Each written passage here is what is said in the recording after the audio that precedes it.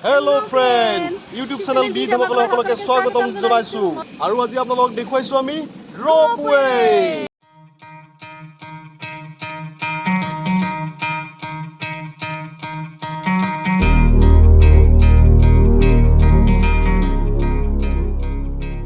আজি আপোনালোকক লৈ আহিছো গুৱাহাটীত থকা ৰপ'ৱে দেখুৱাৰ বাবে এয়া দেখিছে আপোনালোকে ওপৰেৰে ৰপ'ৱে পাৰ হৈ আছে অসমৰ গুৱাহাটীত থকা গুৱাহাটী আৰু উত্তৰ গুৱাহাটী সংযোগী 1.82 দৈৰ্ঘ্যৰ ভাৰতৰ ভিতৰতে সবাতোকৈ দীঘল ৰপ'ৱে দেখুৱাবলৈ লৈ আহিছোঁ আহোম ৰজা গদাধৰ সিংহই ময়ূৰ দ্বীপৰ ওপৰত উমানন্দ মন্দিৰ স্থাপন কৰিছে সেয়াও আপোনালোকে ইয়াৰ পৰা যাব পাৰিব আৰু ব্ৰহ্মপুত্ৰ বিশাল ব্ৰহ্মপুত্ৰ আপোনালোকে ইয়াৰ ওপৰৰ পৰাই উপভোগ কৰিব পাৰিব আপোনালোকে দেখুৱাইছোঁ গুৱাহাটীত থকা ৰপ'ৱে যেতিয়া আপোনালোকে আহিব আৰু গুৱাহাটী ৰপ'ৱেত উঠাৰ কাৰণে আপোনালোকে ইয়াৰ পৰা টিকেট ল'ব লাগিব এইটো হৈছে টিকেটখন ইয়াত আপোনালোকে টিকেট ল'ব পাৰিব এইখিনি হৈছে আপোনাৰ টিকেট কাউণ্টাৰ আৰু এই টিকেটৰ আহাৰ হিচাপে অহা যোৱা এজনৰ 150কৈ পৰিব আৰু দুজনসকলে 300 পৰিব যেতিয়া আহিলে ইয়াতে টকা কিছু লৈ আহিব আৰু তাৰ পৰা ওলাই আহি এনেদৰে আপুনি টিকেটখিনি গৈ ৰপ'ৱেত উঠিব পাৰিব এইখন হৈছে মেইন মূল দুৱাৰ আৰু ইয়াৰ পৰা আপোনালোকে ৰপ'ৱেলৈকে যাব পাৰিব মাত্ৰ 150 টকা ভৰি আপুনি অহা যোৱা কৰিব পাৰিব এই ৰপ'ৱে সেৱা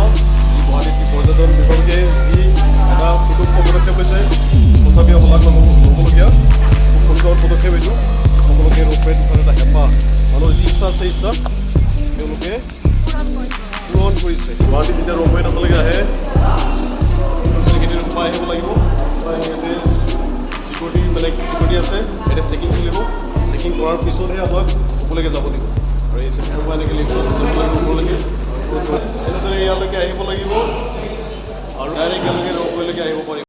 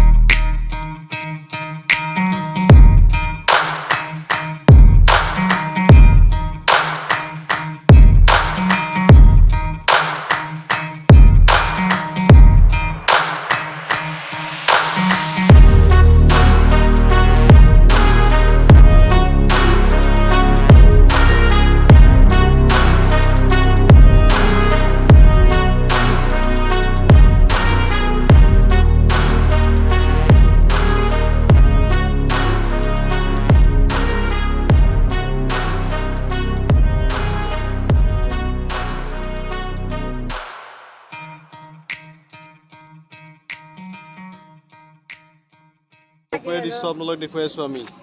বৰ্তমান উত্তৰ গুৱাহাটীত আছোঁ আৰু উত্তৰ গুৱাহাটীৰ পৰাই আপোনালোকক দেখুৱাই আছোঁ ৰপ'ৱেৰ ব্যৱস্থা বৰষুণ পৰি আছে অকণ কিন্তু ভাল লাগিছে আহি বৰষুণতো ভাল লাগে ফুৰিবলৈ আহিলে বৰষুণো ভাল লাগে ৰপ'ৱেত উঠিছোঁ যে সেইকাৰণে ভাল লাগিছে এটা সুন্দৰ অভিজ্ঞতা যি আমি ৰপ'ৱেত উঠিব পাৰিছোঁ সুন্দৰ সুন্দৰ জেগা আপোনালোকে ইয়াতে চাব পাৰিব যি ব্ৰহ্মপুত্ৰৰ লোক আপোনালোকে ইয়াৰ পৰা চাব পাৰিব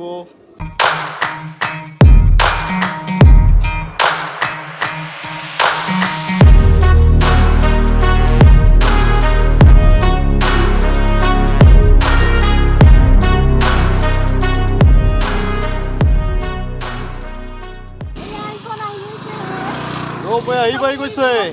ইমান মানুহ মানে ধৰে ভিতৰত কিমান কেইজন মানুহ আহিছে 32 জন মানুহ ধৰে ইয়াতে আৰু 32 জন মানুহ লৈ এনেকৈ আহিব পাৰে কোনো এখন বাছে আৰু বাছ এখন হয় না অলমা ৰেল এখন আৰু অলমা ৰেল আপোনালোক দেখুৱাৰ কাৰণে আজি আমি আহিছোঁ ব্ৰহ্মপুত্ৰ এইটো কিমান চাব চাই হেঁপাহ নপলাই সুন্দৰ জেগা ইয়াত ৰপ'ৱেত উঠাৰ যি ইচ্ছা এটা আছিলে মনৰ এটা ইচ্ছা আছিলে যে এদিন আমি আহি গুৱাহাটীৰ ৰপ'ৱেত উঠিম আৰু ইয়াৰে তিতা কেহা যি অভিজ্ঞতা আছে সেই অভিজ্ঞতা আমি ল'ম আৰু সেয়ে আজি আমি ৰপ'ৱেত উঠিলোঁ আৰু আপোনালোককো আমাৰ ভিডিঅ'ৰ জৰিয়তে ৰপ'ৱে দেখুৱালোঁ গুৱাহাটীৰ ৰপ'ৱে আমি আপোনালোকক দেখুৱাইছোঁ সুন্দৰ এটা অভিজ্ঞতা আহিম বুলি ভাবি আছিলোঁ কিন্তু সময় সুবিধা মিলা নাছিল আৰু আজি আহি গ'লোঁ ৰপ'ৱে চোৱাৰ কাৰণে আমি আজি আহি গ'লোঁ আৰু এই আমি ৰ'পৱে আপোনালোকক দেখুৱাই আছো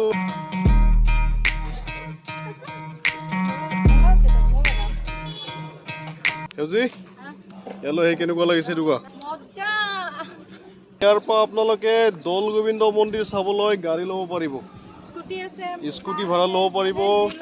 গাড়ী লৈ ইয়াৰ পৰা দৌল গোবিন্দ মন্দিৰ ঢেশ্বৰী মন্দিৰ 1 ঘণ্টা 2 ঘণ্টাৰ কাৰণে তেওঁলোকে ভাড়া 400 টকা 500 টকা ল'ব আপোনাৰ পৰা আৰু আপোনালোকে সহজে গৈ ইয়াৰ পৰা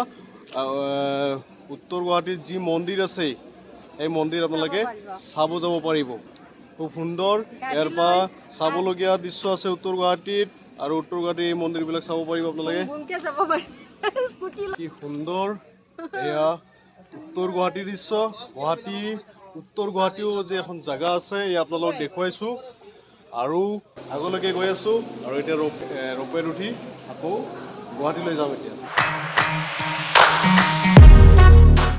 গুৱাহাটীৰ ৰ'পৱে চাবলৈ আহে তো ইয়াতে আপোনালোকে নিজৰ কাৰ লৈ আহিব পাৰিব কাৰ লৈ আহিলে এনেদৰে পাৰ্কিং আপোনালোকে কৰিব ইয়াতে পাৰ্কিং কৰিব পাৰিব আমাৰখনৰ পিছৰ যিখন ৰঙা আছে সেইখন আমি পাৰ্কিং কৰিছোঁ আৰু এনেদৰে আপোনালোকে পাৰ্কিং কৰি সুন্দৰ দৃশ্য ৰ'পৱে গুৱাহাটীত থকা ৰ'পৱে উপভোগ কৰিব পাৰিব বা চাব পাৰিব আপোনালোকে আমাৰ লগতে আপোনালোকে ইয়াৰ সৌন্দৰ্য উপভোগ কৰক তেতিয়াহ'লে সকলোকে বাই বাই টেক কেয়াৰ